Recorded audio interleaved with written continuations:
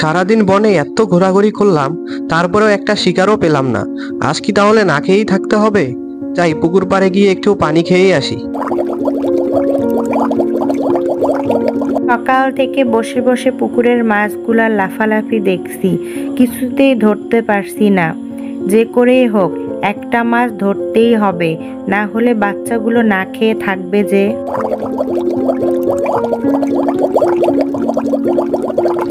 বাহ, পুকুরের ওই পারে তো দেখি একটা শিকার দেখা যাচ্ছে। এক লাফে যদি ওই শিকারটা ধরতে পারতাম তাহলে অনেক ভালো হতো। অন্তত কিছু খেয়ে তো দিনটা কাটবে। যাই হোক, পানি খেয়ে তো দিন কাটাতে হবে না। পুকুরের ওপারে দুষ্ট বাঘটা জানি কি দুষ্ট বুদ্ধি আঁকতেছে, কখন জানি কি করে বসে। আমাকে অনেক সাবধানে থাকতে হবে, না হলে একটা অঘটন ঘটতে পারে। এত কথা ভাবতে ভাবতে শিকারটাই না জানি হাতছাড়া হয়ে যায়। না, এত কথা ভাবলে চলবে না। দেই, লাফ দিয়েই ফেলি, শিকারটা ধরার চেষ্টা করি। দে লাফ, হেইয়া, ধর ধর ধর। চাহ, হাতছাড়া হয়ে গেল রে, শিকারটা হাতছাড়া হয়ে গেল। সারাদিন পর একটা শিকার পাইলাম, তাও আবার হাতছাড়া হয়ে গেল। আমাকে দিয়ে আসলে কোনো কাজই হবে না।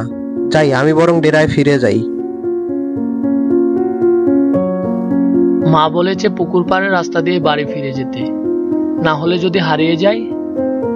তাই ভালো, আমি বরং পুকুর পাড়ের ওই রাস্তা দিয়ে বাড়ি ফিরি বরং। আল্লাহ, এ কি অবস্থা আমার! আমি তো মনে হয় কাদায় আটকা পড়ে গেলাম।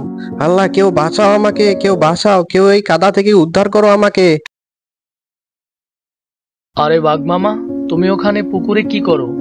আর এমন ভাবে কান্নাকাটি করছো কেন? কি হয়েছে তোমার? আর বলিস না ভাগ্নে, একটু পানি খাওয়ার জন্য এই পুকুরে নামছিলাম।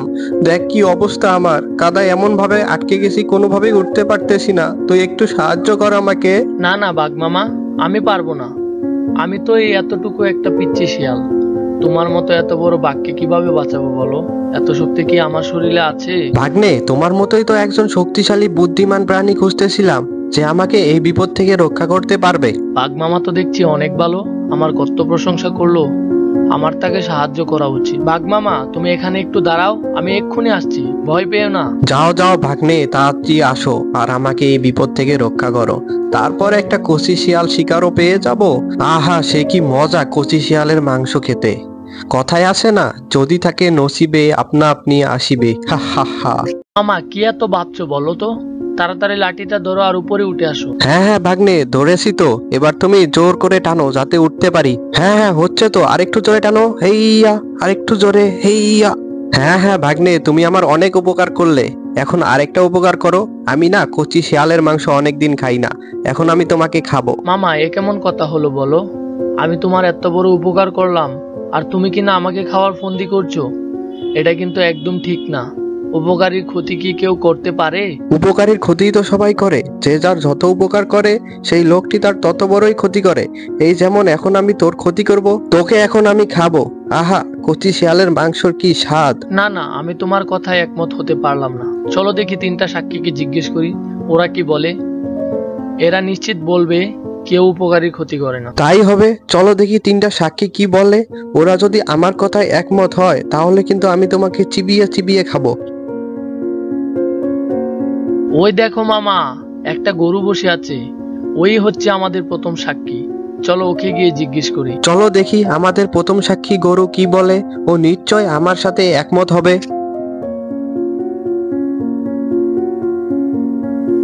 গরু ভাই, একটু শোনো তো, তোমাকে একটা কথা জিজ্ঞেস করার আছে। কি কথা আছে তাড়াতাড়ি বলো, আমার আবার অনেক কাজ আছে, কাজ শেষ করতে না পারলে মালিক আবার আজ খাবার দিবে না। আচ্ছা বলো তো, কেউ যদি কাউকে সাহায্য করে অর্থাৎ উপকার করে, তাহলে কি উপকারীকে কেউ কোনো ক্ষতি করতে পারে?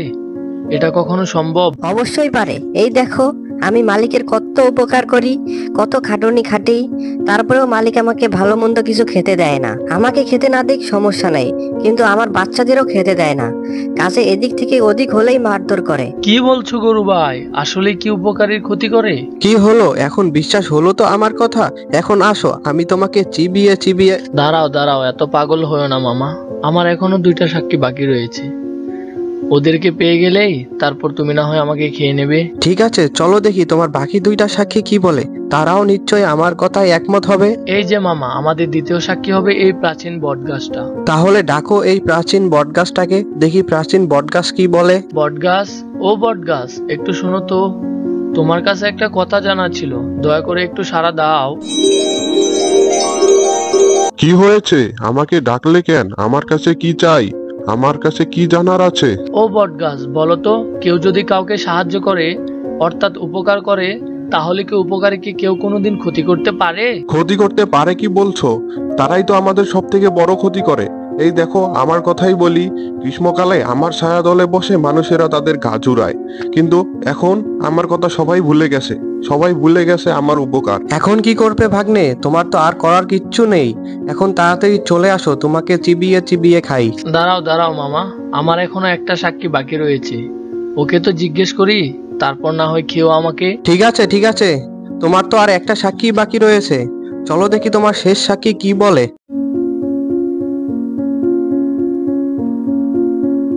টুনি পাখি, ও টুনি পাখি, শোনো তো, তুমি হলে আমাদের 3 নাম্বার সাক্ষী। ও মা, আমি আবার কিভাবে তোমার সাক্ষী হলাম? আমি তো কিছুই জানি না, তাহলে তোমার সাক্ষী হলাম কিভাবে? আচ্ছা বলো তো, কেউ যদি কাউকে সাহায্য করে অর্থাৎ উপকার করে, তাহলে কি উপকারীকে কেউ কোনো ক্ষতি করতে পারে? এটা কখনো সম্ভব? না না, আমাকে সবকিছু বলতে হবে, না হলে বুঝবো কিভাবে বলো?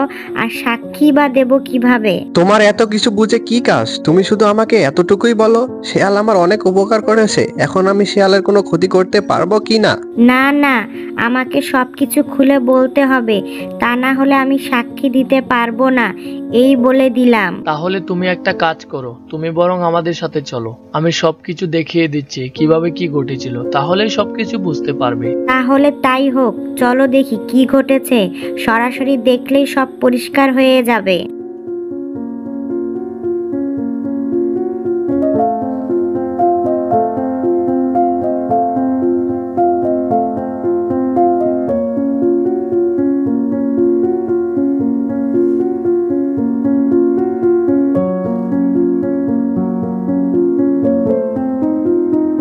এবার বলো তো শুনি, তোমাদের কি ঘটেছিল, তারপর আমি সাক্ষী দিচ্ছি।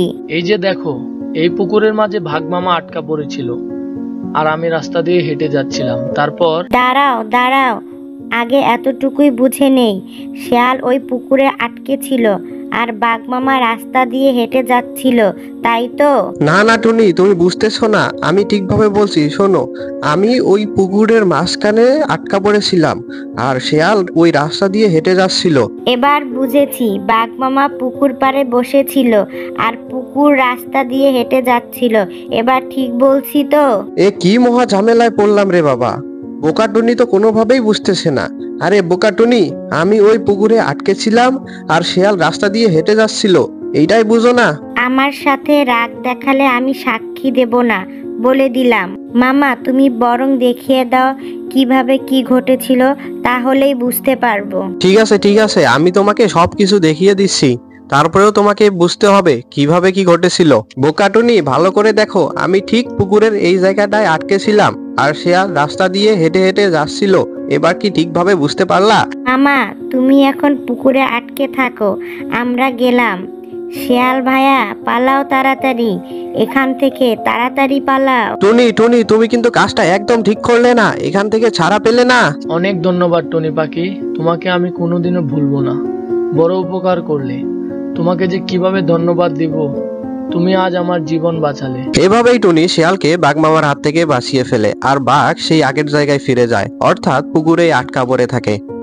তো ছোট্ট বন্ধুরা, তোমরা কি এরকম আর নতুন নতুন কার্টুন ভিডিও পেতে চাও? তাহলে দ্রুত আমাদের এই ভিডিওতে লাইক, কমেন্ট ও চ্যানেলটি সাবস্ক্রাইব করে দাও।